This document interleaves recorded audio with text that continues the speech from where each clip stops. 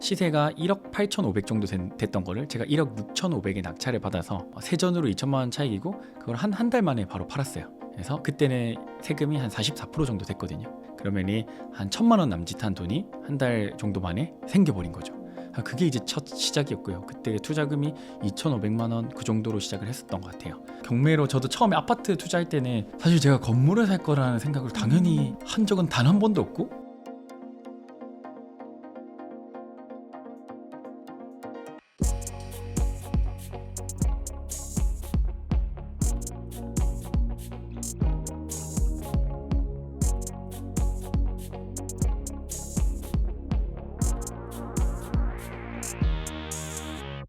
20대에 경매를 처음 시작했다고 들었어요. 되게 일찍 시작하신 것 같은데 이렇게 경매 투자를 시작하시게 된 이유가 있을까요? 일단 제가 그 경매 투자하기에 앞서서 원래 처음 투자는 분양권 투자로 시작을 했었거든요. 그때 당시에도 제가 대학교 휴학하고 벌어들인 돈으로 투자를 하다 보니까 투자 금액이 좀 부족해서 분양권 투자는 10%만 있으면 가능하니까 그 당시에 뭐 3억 원짜리 아파트를 산다고 했을 때는 3천만 원 정도, 물론 그것도 큰 돈이지만 제가 1년 정도 열심히 모델하우스 아르바이트를 하면서 모았거든요. 그 돈으로 시작을 해서 투자금이 다 떨어지고, 그리고 이제 부동산 카페를 제가 왔다 갔다 많이 했어요. 그러다가 저보다 나이가 2살 정도 어린 분께서 부동산 경매 투자로 대기업 그 연봉 이상 벌었다는 걸 막 인증을 하면서 카페에 글을 올리셨었어요.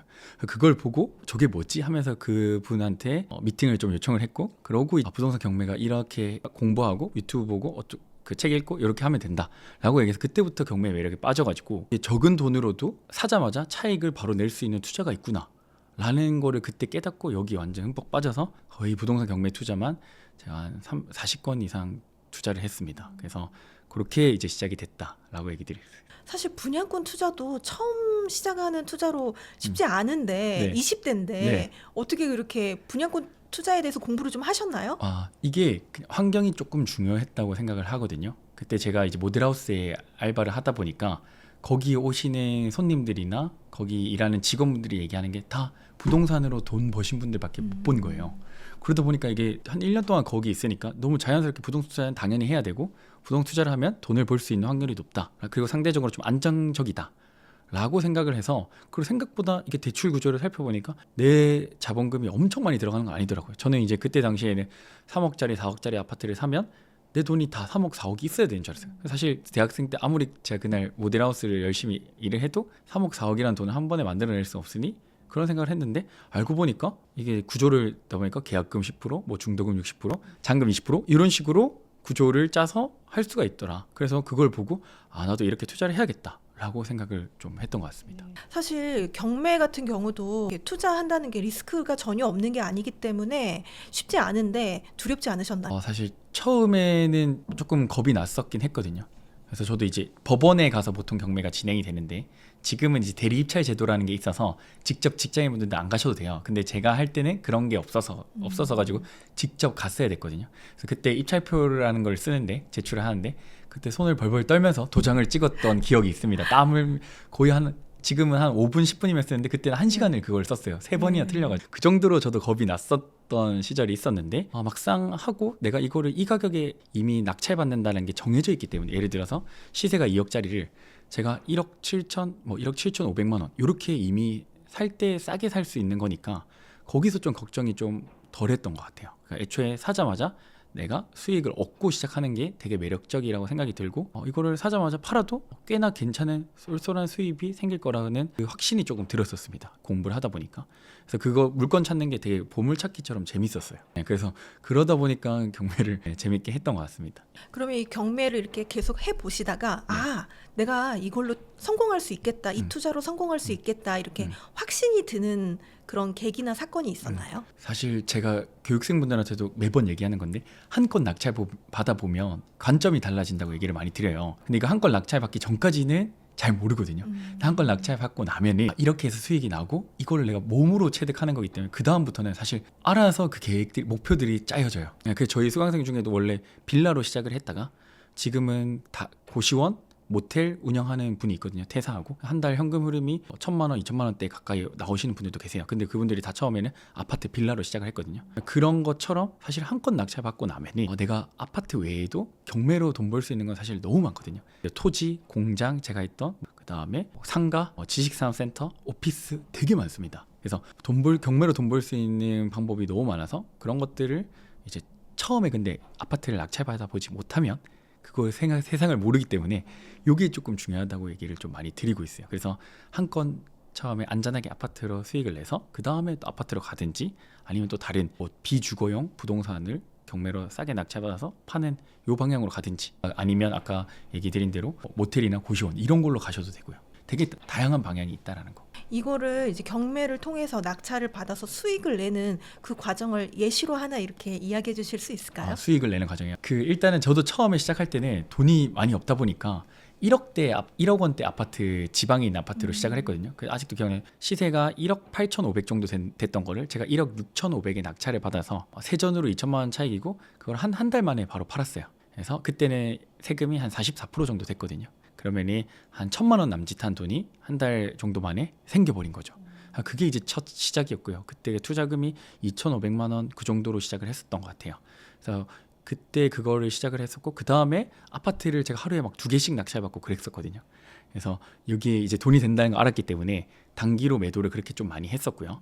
그러고 나서는 대출 규제가 좀 심해져서 공장이 있어요. 실제로 지식산업센터 이런 공장이 아니고 100평, 200평, 300평 되는 실제 그 공장 부지를 제조업 기반에 있는 그 공장 부지를 낙찰을 받아서 1년 안에 2개를 제가 또 낙찰받아서 2개를 다 매도를 했었거든요. 그때가 어쨌든 수익이 훨씬 또 크거든요. 공장 이런 건 억 단위, 몇 억 단위로 가기 때문에 그런 부분에서 또 좀 재미를 많이 느꼈었고 사실 공장 같은 경우는 어렵다고 생각하시는 분들 많고 공장을 누가 사? 이렇게 얘기하시지만 실제 제조하시는 분들 특히 경기도 화성이나 김포 이런 데 가면은 땅값이 매년 거의 10% 이상 오르거든요. 그러면은 10억짜리는 매년 1억, 1, 2억씩은 계속 올랐었어요. 요즘에 조금 주춤하긴 했지만 금리가 올라가면서. 근데 그런 부분들은 공장 내놓기만 하면 아파트처럼 잘 팔리던 시기들도 있습니다.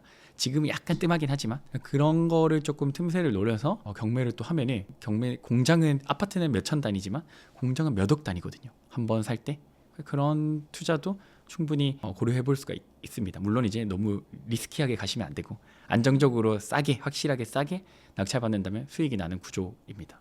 혹시 투자를 하면서 손해를 좀 크게 보거나 실패했다라는 또 사례가 있을까요? 또 어떻게 극복하셨는지도 좀 궁금하고요. 그러니까 이게 사실 제가 딱 한 건 있는데요. 손해를 사실 본 적은 아직 없고요. 다행히도 경매로 좀 안전하게 투자를 하다 보니까 막 엄청 좋은 입지 아파트를 매번 사고 이런 건 아니고요. 근데 어쨌든 그 지역에서 내가 투자금 대비 수익률이 최소 50% 이상 나는 곳 이런 것들로 투자를 하다 보니까 물론 제가 들고 있는 아파트들도 가격이 떨어졌지만 그래도 아직 여전히 수익권에 다 있거든요. 근데 그 중에 제가 이제 실패 사례라고 할 수 있는 거는 세금 다 떼고 7만 원인가 8만 원 남았던 적이 있어요. 근데 그때 이제 당시에 시세보다 한 2,800만 원 정도 싸게 샀는데 8만 원밖에 안 남은 거예요. 이거 어떻게 된 거지라고 생각하실 수 있지만 그때 이제 상황을 좀 얘기 드리면은 지금은 오늘 사서 내일 팔면 세금이 77% 내야 되거든요. 양도세를. 근데 그때 당시에는 44%였어요. 그러니까 한 30%가 넘게 차이 나는 거죠. 근데 이제 그 시기로 44%에서 77%로 넘어가는 시기가 있었어요. 그 사이에 저는 이제 팔아야겠다. 예를 들어서 그게 6월 1일까지 팔아야 되는 거였으면 6월 1일까지 팔 수 있다고 생각하고 3월 달에 낙찰을 받은 거예요. 근데 이게 좀 욕심을 냈던 거죠. 2개월, 3개월 안에 뭔가 이거 확실하게 이 아파트를 판다는 거는 쉬운 일은 아니거든요. 아무리 거래가 있어도 혹시나 어떤 상황이 벌어질지 모르니까. 근데 그렇게 해서 결국에 그 기간을 넘겨가지고 77% 세금을 냈어야 됐고 근데 그것도 바로 안 팔렸어요. 한 7개월 정도 걸렸던 것 같습니다. 그러면서 이자 내고 안에 수리 잠깐 하고 이러다 보니까 세금 다 떼고 복비 내고 이렇게 하다 보니까 결국에 가격도 싸게 팔았거든요. 왜냐면 이자가 계속 나가니까. 이미 44% 구간에서 못 팔았기 때문에 빨리 팔고 투자금을 회수하자라는 생각이었는데 그게 다 떼고 나니까 한 7, 8만 원 정도 남았더라고요. 그래서 곱창에 소주 한 잔 먹고 끝냈던 기억이 있습니다. 네. 사실 손해보지는 않았으니까 또 그게 큰 실패라고 보기는 또 어렵고 그게 가장 큰 실패라고 하시면 굉장히 지금까지 투자를 많이 하신 거에 비해서 되게 잘 하셨다라고 볼 수 있는 것 같아요. 혹시 이렇게 잘 하시는 경매를 해서 수익을 보시는 부비게이터님만의 노하우가 있을까요? 일단 저는 최대한 남들 말에 휘둘리지 않으려고 하는 게 첫 번째고요. 남들이 좋다 좋다, 나쁘다 이런 말을 안 들으려고 해요. 가급적이면. 그거에 내가 감정이 휘둘리게 되면 이 물건의 가치를 진짜 못 보거든요. 그래서 누가 소장님이 좋다, 나쁘다 하는 걸 별개로 내 기준과 원칙 안에서 이게 좋냐 마냐만 판단을 하는 게 첫 번째고요. 두 번째는 플랜 B와 C가 있어요. 항상. 그러니까 제가 공장 투자할 때도 그렇고 공장을 제가 처음에 샀던 게 원래 시세보다 한 3, 4억 이상 싸게 샀었거든요. 첫 번째 공장 낙찰받은 게. 그럼 이게 한 달 이자가 270만 원씩인가 나갔어요. 1년이면 3천만 원 좀 넘습니다. 근데 그때 무슨 자신감이 있었냐면 이게 한 2년 동안 안 팔려도 난 시세보다 3억 이상 싸게 샀기 때문에 괜찮아 라는 생각으로 접근했고, 그때 이제 현금 예비비를 어느 정도 뒀습니다. 1년치를. 그래서 이게 떨어져도 만약에 혹시 1년 동안 안 팔려 그러면은 난 두 번째 월세를 주면서 월세로 이 이자를 감당하면서 그 상태에서 매도를 할 거야. 월세 시세가 그럼 나오겠죠. 그런 것들을 미리 조금 계획을 짜서 제가 처음 계획한 대로 안 됐을 때를 대비를 하는 것 같아요. 그래서 최악의 상황에서 그럼 내가 이거 털어내려면 얼마에 털어내야 되고 그 다음에 그러면 얼마 남는 거지. 그 정도도 괜찮다면 들어가는 편이에요. 그러니까 플랜 C까지 만들어서 이 최악의 시나리오까지 와도 수익이 괜찮다라고 판단되거나 리스크가 괜찮다고 판단되면 그때서야 투자 결정을 하거든요. 그 부분이 이제 두 번째 이유인 것 같고요. 세 번째는 그냥 이 두 가지를 그냥 이 악물고 지키는 거. 사실 그게 어렵거든요. 저희 교육생분들도 마찬가지고 처음에 투자를 했던 목표대로 가고 있지만 중간중간 무서운 것들이 있어요. 왜냐하면 이게 예를 들어 최소 부동산 투자가 뭐 짧으면 아까 얘기했는데 한 달도 안 걸릴 수도 있으면 단타를 하면 요즘에 많이 하는데 근데 뭐 장타 예를 들어 2년 이상 보유해야 된다 했을 때 처음 투자하시는 분들이 처음에는 그래 싸게 사서 좀 기다리면 되겠지 하는데 중간에 뭐 가격이 빨리 안 오르거나 뭐 그런 구간들이 분명히 있을 거란 말이에요. 그때 겁을 내는 거예요. 그래서 이거를 그냥 팔아버릴까요? 저 딴 거 하려고요. 뭐 다른 사업 하려고요. 다른 뭐 주식 살려고요. 요즘에 뭐 테슬라가 비트코인이 뭐 이런 얘기를 합니다. 근데 사실 그러니까 이거를 지키는 게 쉬운 게 아니기 때문에 이 악물고 그냥 지키거나 저는 아예 그 관심을 꺼버려요. 그러면 결국에 사실 내가 팔기 전에 가격 오르는 거는 크게 의미 없다고 생각하거든요. 내가 팔 때 과연 수중에 그 가격이 얼마 가격에 매도되는지가 중요한 거지. 뭐 중간에 내가 3년 투자를 하기로 했는데 1년 동안 막 1, 2억씩 올라. 그럼 사실 저는 그거에 그렇게 막 기분은 좋겠지만 동요되진 않아요. 결국에 내가 팔 때 안 오르면 이게 말짱 도루묵이라고 하죠. 그러니까 저는 팔 때까지 사실 관심을 끄고 있습니다. 그러다가 뭐 팔기 한 3개월에서 6개월 전에 그때부터 이제 시장 분위기를 보고 내가 어떻게 매도할까 아니면 조금 더 투자 기간을 조금 늘릴까 이런 고민들을 합니다. 그래서 잊어버리는 걸 잘하는데 보통 이제 그렇게 되기가 어렵겠죠. 투자를 하다 보니까 그렇게 되더라고요. 참 이게 경매라는 게 초보분들이 보기에는 어렵기만 한 부분인데 이게 경매 초보분들이 하시는 가장 좀 잦은 실수가 있다면 뭘까요? 일단 첫 번째는 제일 중요한 건데 시세 파악을 어려워합니다. 그러니까 그냥 경매에는 감정가라는 게 있거든요. 감정평가사분들이 매긴 이 아파트의 객관적인 금액을 얘기해요.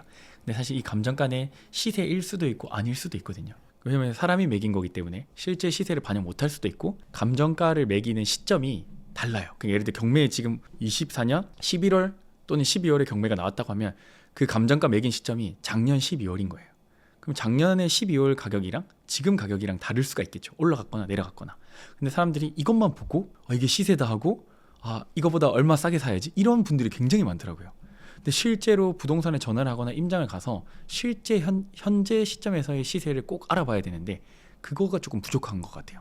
부동산 경매를 혼자 뭐 독학을 한다거나 부동산 투자를 혼자 해본 적 없는데 그냥 이제 책으로 읽다가 보니까 그런 것들이 조금 실수들이 좀 많은 것 같고 또는 그런 정보 파악이 좀 부족해서 시세를 잘못 파악하신 분들이 낙찰가가 되게 높은 경우들이 많습니다. 그래서 그냥 일반 부동산 가서 사도 될 정도의 낙찰가로 낙찰을 받아가는 분들이 있어요. 그러니까 시세보다 비싸게 받는 분들도 봤고요. 그런 거 보면은 그게 이제 좀 실수가 제일 많은 것 같고요. 두 번째는 입찰표 쓸 때 입찰가를 적는데 이 입찰가에 공을 하나 더 적는다거나 또는 입찰가가 수정이 안 되는데 그거를 막 이렇게 볼펜으로 지워서 막 이렇게 하려고 한다거나 그럼 무효 처리되거든요. 그래서 입찰하는 데 필요한 준비물이나 그 기본 사항들을 준비 못한 것들 이런 것들이 좀 많은 것 같아요. 그래서 입찰 가격은 잘못 쓰면 진짜 큰일 나거든요. 차라리 0을 하나 덜 쓰는 거는 괜찮아요. 하나 더 쓰는 거는 사실 뭐 법원에서 봐주지 않습니다. 그래서 그걸로 뭐 기사도 한 번씩 나요. 몇 억, 보증금 몇 억을 날린 뭐 사례 이렇게 해가지고. 근데 간혹 그런 것들이 있습니다. 그래서 꼭 그거는 미리 쓰셔가지고 체크를 하시면 되고 아니면 이제 법무사 대리 입찰을 하게 되면은 같이 이제 서로 최소 내 주변 지인이나 이런 분들 두세 명 이 입찰가가 제대로 썼는지 확인하는 게 좀 중요한 것 같아요. 가끔 뉴스 보면은 서울 같은 경우는 실제 감정 평가액보다 더 높게 낙찰되는 경우가 네. 또 많은 것 같고 네네, 또 괜찮은 매물일수록 많은 사람이 몰려서 또 가격이 올라가고 그래서 진짜 이게 싸게 낙찰 받는 게 가능한가 이런 생각이 들 때가 있더라고요. 맞아요. 충분히 그렇게 생각하실 네. 수가 있고요. 일단 첫 번째는 부동산 경매라는 거는 낙찰받는 시점이 되게 중요해요. 그게 무슨 말이냐면 상승장이냐 하락장이냐에 따라서 낙찰가율이 진짜 천차만별이거든요. 예를 들어서 작년에 서울의 가장 저점이었던 2023년 1월 기점으로 조금 얘기를 드리면 그때 당시에는 뭐 대치동 음마아파트 이런 거 지금 20억 후반 정도 하지만 20억 초반까지 가격 떨어졌는데 그런 거는 최소 못해도 3, 4억씩 싸게 살 수 있었거든요. 근데 그게 지금 만약에 대치동 음마가 지금 나오면 3, 4억 싸게 살 수 있냐? 아니, 안 되겠죠. 왜냐면 분위기가 심리가 완전 달라졌으니까. 그때 떨어진 금액에서도 더 훨씬 싸게 살 수 있는 거예요.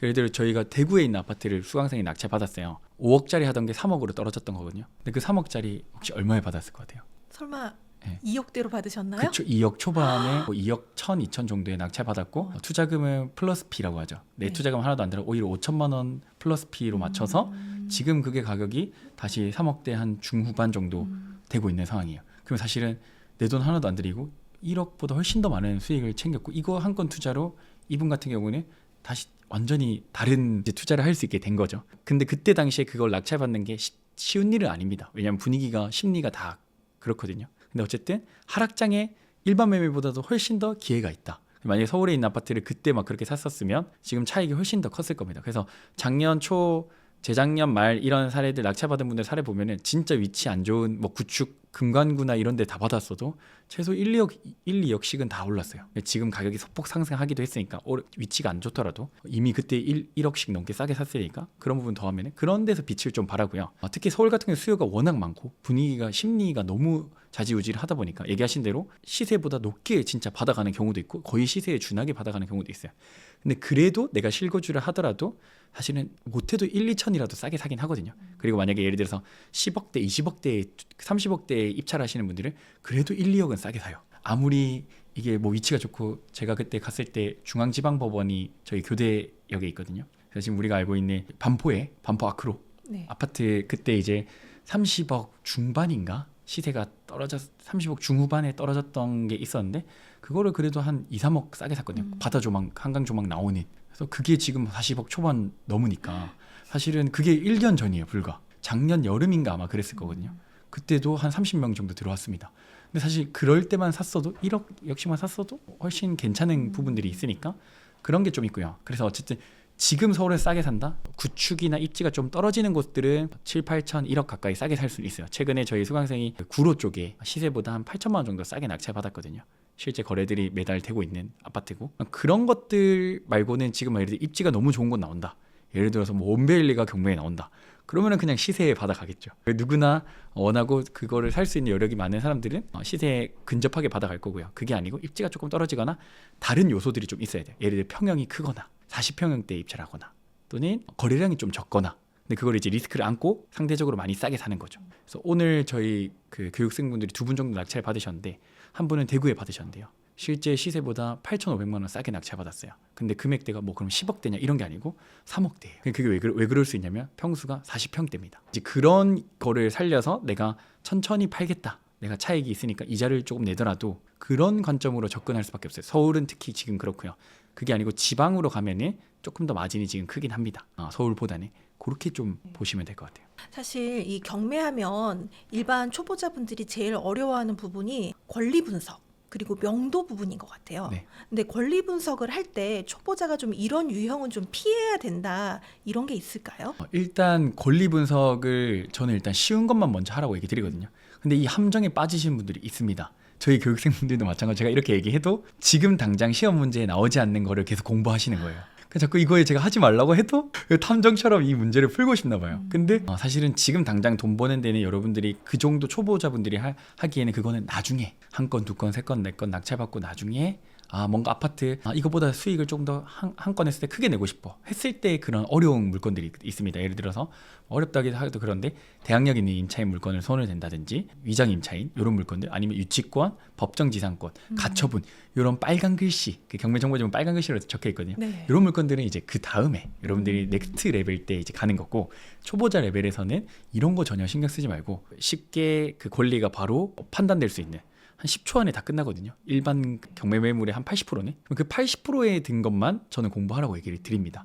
그거는 사실 여기서도 제가 한 5분이면 설명을 다 드릴 수 있을 정도로 쉬운 내용이에요. 그래서 그거 위주로 먼저 공부를 하시고, 그 다음에 명도 같은 경우는 안에 있는 사람을 내보내는 걸 얘기를 하는 건데 실제로 이걸 되게 무서워하세요. 그래서 유튜브에도 썸네일 보면은 안에 그 문신한 이런 사람이 있거나 아니면 너무 또 나이 많은 노인 분들을 명도해야 되거나 그런 되게 상황들이 놓여질 수 있는데, 사실 명도는 어렵지 않습니다. 제가 이제 수강생분들 것까지 다 하면 100건 훨씬 넘게 명도를 했는데, 아파트에서 저희가 보통 이제 명도가 안 되면은 강제 집행이라는 걸 하거든요. 실제로 집행관 분들을 데리고 와서 안에 있는 짐을 이제 그냥 강제로 만약에 집행을 한다는 거죠. 꺼낸다는. 사실 아파트에서 강제 집행 가는 사례가 딱 한 건밖에 없습니다. 저희 100건 넘는데. 근데 그것도 한 건도 협의가 안 돼서가 아니고 안에 살고 있던 분이 짐을 놔두고 그냥 도망가셨어요. 근데 그걸 저희가 임의로 빼면 안 되거든요. 뭐 의사를 받은 거 아니면. 근데 그냥 연락 두절로 도망가서 그냥 강제 집행을 한 거예요. 그러니까 실제로 협의가 안 돼서 강제 집행한 사례는 한 건도 없다. 물론 이제 확률적으로는 있겠지만 대부분 협조적으로 이렇게 명도를 해주시나요? 그렇죠. 그분들 같은 경우 사실은 협조를 안 할 이유가 없는 거예요. 왜냐하면 경매에 들어가는 기간이 아까 한 1년 정도 접히면 1년 전에 이미 거치를 생각을 하고 있습니다. 생각을 한다는 거는 내가 이제 나가야 되는구나를 알고 있어요. 왜냐하면 주변에 법무사나 변호사분들한테 물어봐요. 제 아파트가 경매 넘어가는데 어떻게 하면 좋을까요? 뭐라고 얘기하시냐면 이사비 조금 받고 이사기간 적당히 받고 나가시면 돼요. 그렇게 이미 알고 있으세요. 그래서 이사비를 사실 얼마나 더 받을 수 있냐 덜 받냐 이거 줄다리기 싸움인 거지, 이분들이 그냥 안 나가고 버티고 이렇게 할 이유는 없습니다. 아파트에서는. 그럼 이사비를 많이 요구할 수도 있잖아요. 맞아요. 그거를 이제 그래서 잘 조정을 해야 되는데, 보통 아파트 같은 경우는 100에서 200만 원 정도 사이로 마무리를 하거든요. 이사비가 뭐 저희도 34평의 지방의 아파트 이사하면 보통 100 중반 정도 해요. 실제로 그 사이 정도를 드린다고 하면은 협상을 잘 해야겠지, 이제 얘기를 잘 해야겠지만 거기 안에서는 다 해결이 됩니다. 그래서 이사비를 만약에 예를 들어 300만 원, 400만 원, 500만 원 요구한다. 그러면 저희도 세게 나가는 거죠. 그냥 그러면은 저희 회사에서 지원할 수 있는 금액은 이 정도 100만 원, 150만 원 정도입니다. 나머지는 지급할 수 없고, 그렇게 계속 요구를 하시면 저희도 뭐 법적으로 진행할 수밖에 없습니다. 왜냐하면 사실은 이사비는 법적으로 의무로 지급해야 되는 건 아니거든요. 이거를 저희가 선심 쓰듯이 이렇게 그렇게 지급하는 부분이 있기 때문에 요거를 이제 잘 얘기를 해서 하면은 잘 나가십니다. 그래서 안 나가는 분들은 최대한 이사 기간을 오래 받고 싶어서 버티는 분들이 있는데, 그것 또한 이사비를 그럼 아예 안 받고 저희가 이사 기간 조금 더 드리면 되니까 그러니까 유도리 있게 협상을 하면 되고, 그 다음에 저희가 그 점유자분들한테 인간적으로 잘 대우를 해드리면 사실은 서로 문제가 없거든요. 근데 뭔가 말을 조금 막 한다거나 조금 건방지게 한다거나 그러면 이제 그분들도 기분 나빠서 나갈 수도 있는 건 또 안 나간다고 하고 이사비도 더 요구할 수가 있겠죠. 그래서 그냥 저는 이제 그런 거 교육할 때는 잘 우리가 서로 좋은 게 좋은 거니까 뭐 이사비를 안 줘도 된다 하는 분한테도 뭐 조금 더 드리면 좋은 또 돌아오던데요. 그렇게 얘기를 하고 있습니다. 예, 그래서 그거는 이제 그렇게만 대하시면은 크게 문제가 없다. 그러니까 이제 문제가 되는 경우를 간단하게 얘기 드리면, 상가의 경우 그럴 수가 있겠죠. 상가에 예를 들어서 내가 임차인이에요, 제가. 근데 헬스장을 운영하려고 80평 정도 되는 상가를 인테리어를 다 한 거예요. 기구도 다 넣고. 제가 거기에 돈을 최소 1억 5천에서 2억 정도 썼다고 칠게요. 근데 임차를 하고 한 일주일 뒤에 우편함을 봤더니 경매가 진행된다고 날라온 거예요. 그러면 1년 정도 경매가 진행된다고 했죠. 근데 1년 아무리 운영을 하더라도 투자했던 금액을 뽑아낼 수도 없고 그렇겠죠. 근데 이거를 예를 들어서 낙찰자가 와서 이제 나가세요. 월세 뭐 예를 들어 지금 200만 원 내고 있는데 월세 350만 원 낼 거 아니면 나가세요. 이렇게 하면 어떻게 될까요? 그러면은 명도 저항이라고 하거든요. 이걸. 명도 저항이 엄청 세지겠죠. 내가 들어간 돈이 있는데 이사비 100만 원, 200만 원 주고 저보고 지금 여기에 몇 억을 태웠는데 나가라고 하면이 당연히 그때 그런 일들이 생기겠죠. 근데 지금 이거는 그런 게 아니고 아파트다 보니까 쉽게 마무리가 된다. 그러니까 뭐 상업용 아니고 주택, 또 빌라, 아파트 같은 경우는 명도분 협조적으로 잘 이루어진다는 거네요. 맞아요. 네. 그럼 경매를 해가지고 이렇게 내가 명도까지 하고 또 거기 그 과정에서 수수료들이 들잖아요. 네. 이 수수료와 세금까지 다 하더라도 그러니까 실제로 일반 매매하는 것보다는 싸게 구입이 된다는 거죠.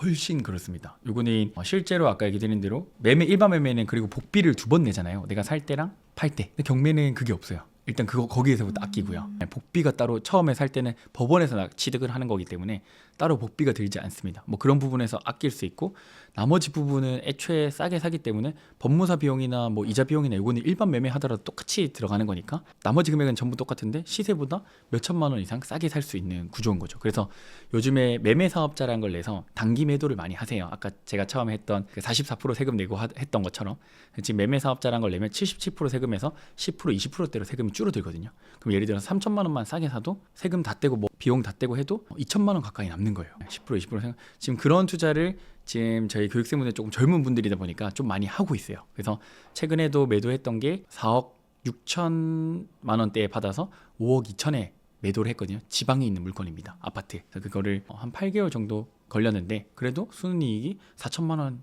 이상 정도 남았죠. 그래서 그런 것들 조금 많이 하고 있습니다.